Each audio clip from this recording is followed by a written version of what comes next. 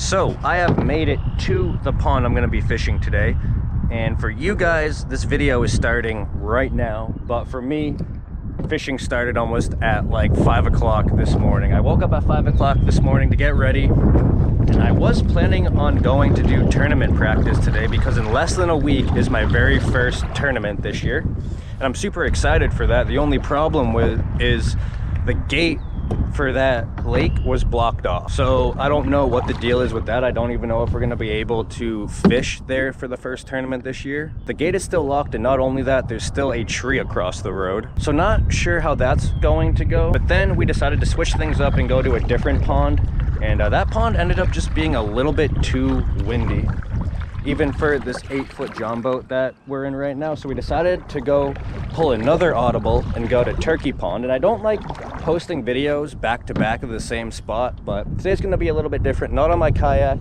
I'm with my buddy. We're already seeing fish in the shallows here. I'm sure you guys can see how shallow it is right now. And one more thing too, is it's a little bit windy out, so probably no drone today. I might bring it out if we go behind those islands and it's not too windy. No good camera today, that's why I'm doing my intro with the GoPro. And I brought 5 rods with me to try to figure it out. I brought my Ned rig rod with me, I brought a wacky worm rod, I brought a jig, which I'll probably switch over to a chatterbait, brought a spinnerbait, and then this is what I'm gonna be using for a weightless Texas rig. If you guys watched my last video, you guys know I missed a lot of bites last time I was here. But this time I switched things up. I'm using a medium heavy rod with 60-pound braid. And of course you don't need 60-pound braid to throw a weightless Texas rig.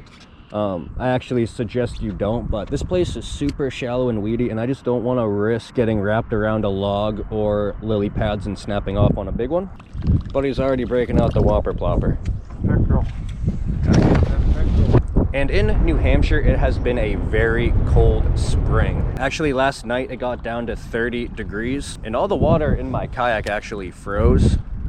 But good thing I'm not using that today. But anyway, I'm all set up. Basically, I just need to tie a hook on this rod and get to stepping. Yeah. I heard there's something that lives up there. Yeah, me too. All right, I'm gonna be using a Berkley Max Scent General. This is my favorite Senko on the market. And like I said, we're just gonna kind of rig it weedless and hope for the best.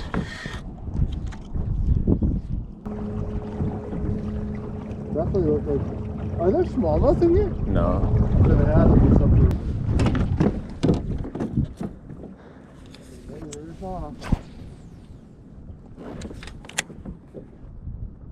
Well, that's a good sign. Great blue herons over here.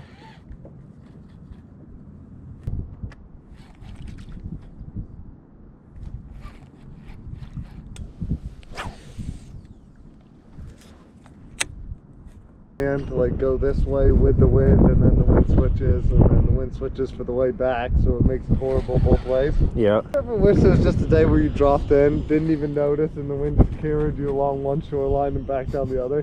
Yeah, that would be nice. Nope. Never. Yeah. What are you using right now? Just kidding, obviously.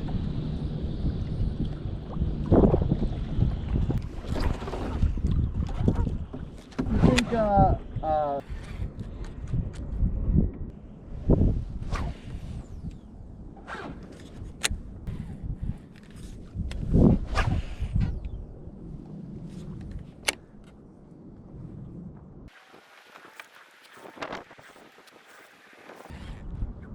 Oh, got him.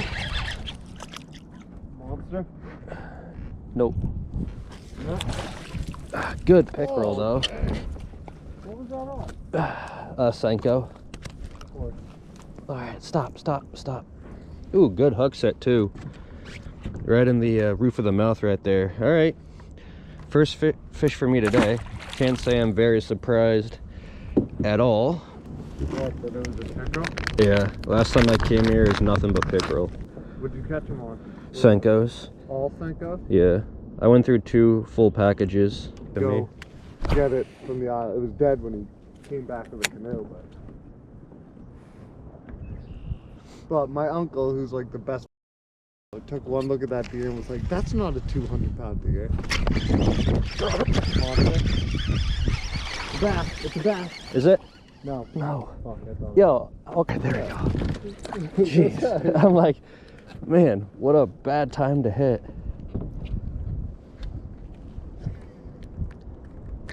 All right, fish number 2.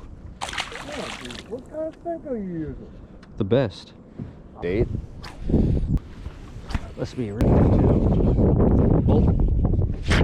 Oh! Yeah. Did it feel good? Small pick.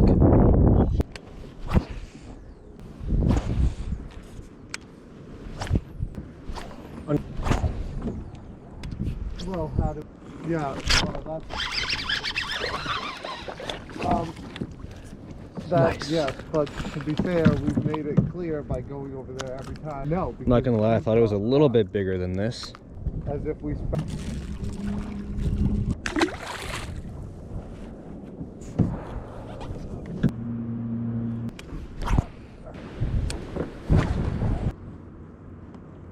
Okay, yep.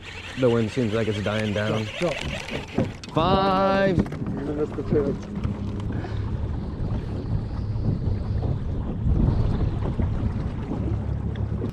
All right, so me and my buddy have been fishing now for about an hour, and I have 4 pickerel to show for it, and that's kind of to be expected. There's a lot of pickerel here, but there are some nice bass That was a pickerel too. to catch. My buddy just had another pickerel bite, but we're trying to find spots out of the wind. It's just a little bit too windy to kind of fish the main kind of pond slash lake here. So we're trying to find spots that will catch us fish in out of the wind, and I think we kind of got that spot here. It's kind of in this back cove, shallow, weedy, and that's kind of what you want to look for this time of the year. That's where the warm spots are going to be. Thing too is it's like, all right, just try. Nice, dude. And a good one, net. It's a pickerel. Oh, that was shallow too. Yeah, it was. Shallow. Oh, that is a nice pick.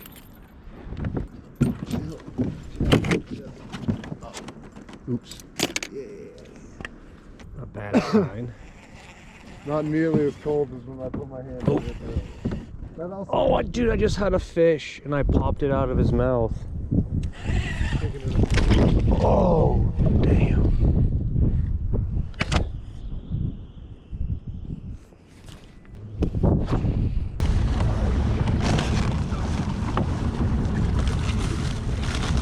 Hit the spot. Yeah.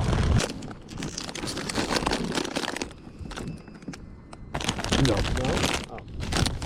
But didn't the biggest one come from under the bridge that you caught? Basically, yeah. I'm going to tie on this War Eagle spinnerbait. Now, I would have preferred, honestly, 3/8 of an ounce, but I think half of an ounce will work fine.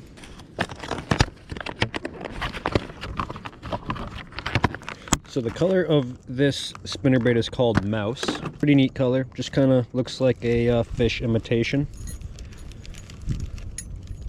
And then I'm going to put a Kitech on the back. Man, these colors match up perfect. There we go. Hopefully I can catch something. And hopefully a pickerel doesn't bite me off. The other, but yeah. Hold on. Yeah, but now isn't that dam by like St. Paul or something? There is a dam by St. Paul, yeah. Is that Oh! wait, do you see something? Dude.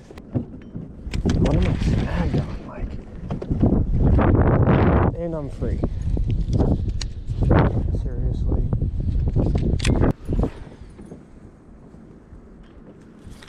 That was a bomb. It's actually... Get him, dude, get him. I literally casted there with the spinnerbait and he didn't want the spinnerbait. Ooh, that's not a bad pick.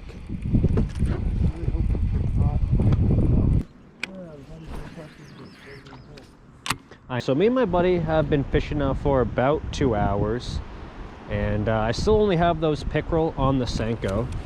My buddy is kind of catching up on the flatworm. He just caught another pretty nice pickerel right there. But basically, this is kind of the end of the road for the spots that are out of the wind. We might have to go back to the main lake and kind of fight the wind a little bit.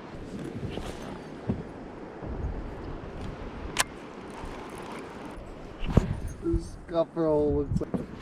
I think it was yours, right? No. So we have to...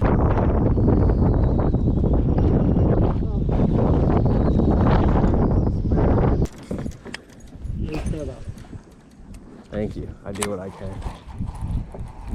Comes the wind. I'm pretty happy about this spot. I think it'll be good.